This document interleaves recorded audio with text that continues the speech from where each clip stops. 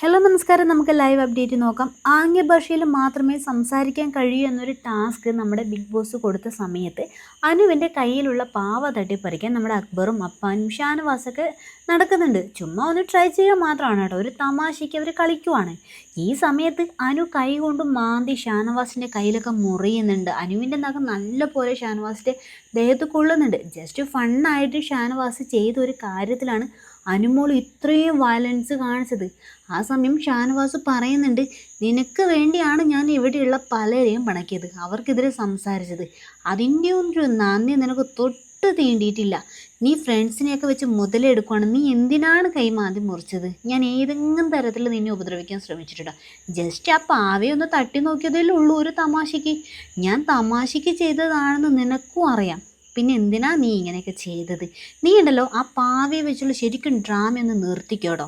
ശരിക്കും നീ അവിടെ ഡ്രാമ തന്നെയാണ് കളിക്കുന്നത്, എനിക്ക് നന്നായിട്ട് മനസ്സിലായിട്ടുണ്ട് എന്നൊക്കെ പറഞ്ഞ് കുറേ കാര്യങ്ങൾ നമ്മുടെ ഷാനവാസ് പറയുന്നുണ്ട് കേട്ടോ.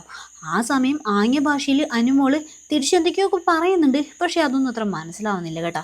ആ സമയം തന്നെ ജിഷിനും അത്യാവശ്യം നല്ല പോലെ അനുവിനെ വഴക്ക് പറയുന്നുണ്ട്. ശരിക്കും ഈ അനുമോളുണ്ടല്ലോ, അനുമോളെ കൊണ്ട് പറഞ്ഞു മടുത്ത് കേട്ടോ.